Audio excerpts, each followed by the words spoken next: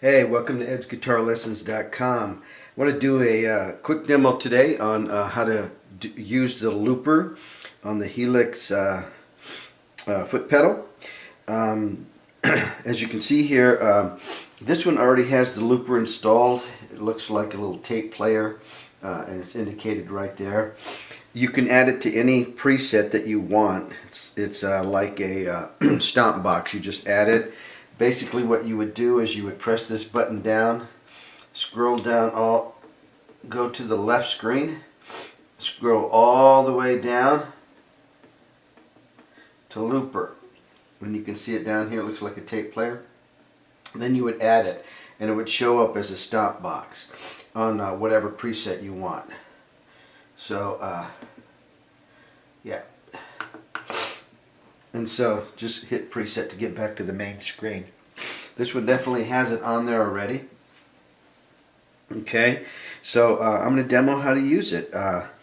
It's a nice little device you can use for recording, laying down a track, backing track, so you can practice your soloing. A lot of things you can do with it. So let's get started. Now, we already added the looper. We've seen that it came here. I've moved it here. Now if we want to use the looper, basically what you do, you go over to the mode button and you just press it down and let go. Don't press down and hold.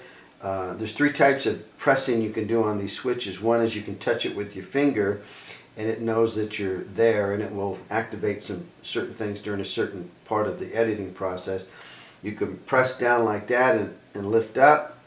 And then you can press down and hold. This one is just press down and lift up, so you go like that, and then the looper shows up over here, okay? And that's how we're going to access it.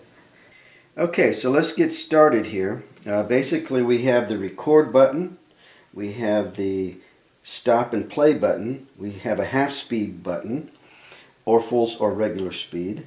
That means you can turn it down half of its normal speed. I can see if you've had an MP3 plugged in here and you wanted to audition a solo, you'd loop it, then play at half speed. You can practice playing that particular solo till you got it, and then go back to full speed. Then you have reverse and forward. Of course, it loops in forward, and then in reverse, it's kind of a neat effect that you can use for a special effect, maybe at the beginning of a song or whatever.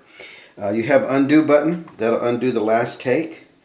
And if you have multiple layers of recording, I think you can do a layer at a time by just doing once. So it'll only take the top layer off, whatever it is. Okay, so I'll try to do a demo here and let you see how it works. This is the record button. I'm going to press it immediately when I start playing and stop immediately after I quit playing, because if you don't, you'll have a gap in there.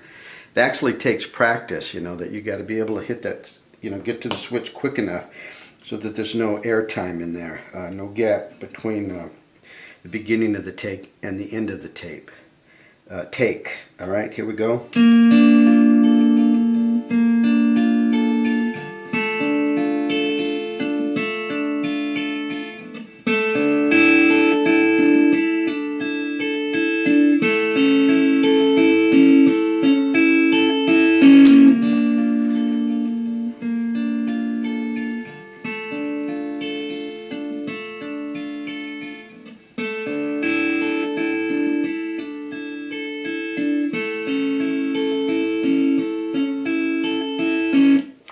Okay, I hit stop because somehow it went into overdub mode and I didn't want to record anything. So now what I'm going to do is basically hit start. There's my take. I'm going to wait till it goes through one cycle, and then I'm going to add another layer of music. Here it comes. All I got to do is press this button.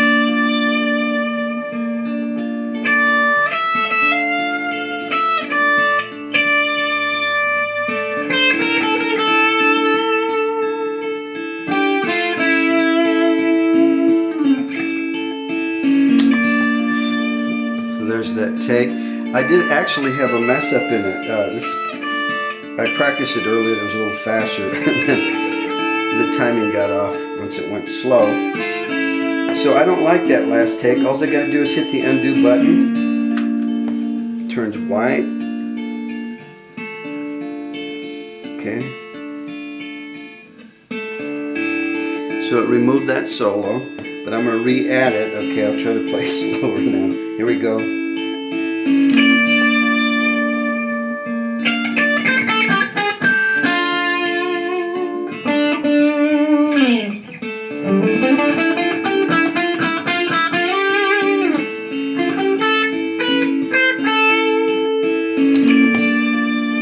Hit it again to punch out. I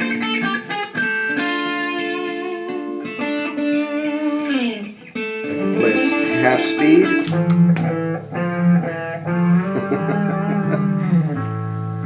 I guess if you have Eddie Van Halen over and you have him do a loop for you, you can slow him down. Okay. Here's the reverse thing, which is kind of cool.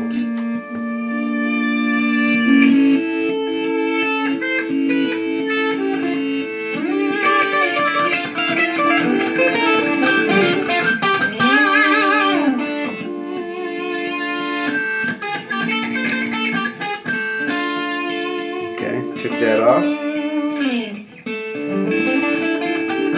Stop. So the recording stays in there. Now what I don't know, if you leave Looper, if that remains in there or not. So let's try that to see, does it stay or do you lose everything after you exit Looper? Okay. So we exit. We're going to another preset. Now I want to go back to Gilmore Chad, and let's go back into the Looper. Let's see if it's still there. What do you know? It records it and saves it. So I can see a use for that you lay down some tracks. If you're a solo artist, you can lay down an acoustic track, name it, you know, Blackbird or whatever the song is, and you can make your own backing track and save it. I'm not sure how much memory's in here. We can look that up. But that is pretty cool. I guess the ultimate next question is if we shut it off. Okay, so we're out. We shut it off.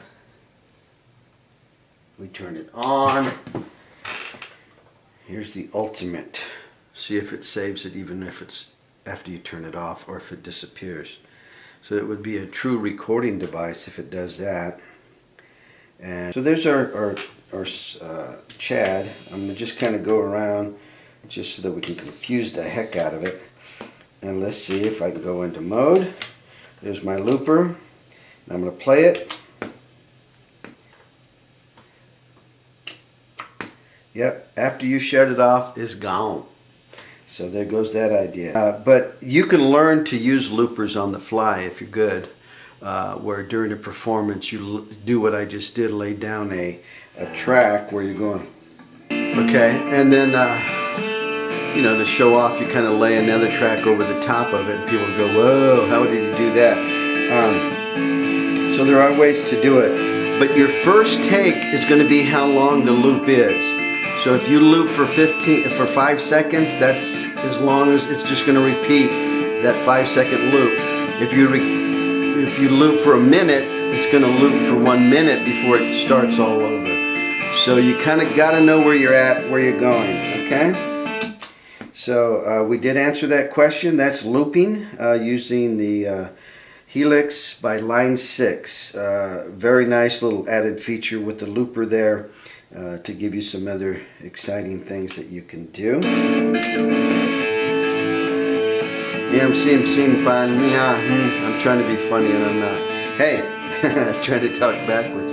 Anyway, God bless you. Thanks for watching edsguitarlessons.com. And I hope that was helpful in understanding how loopers work on the Helix.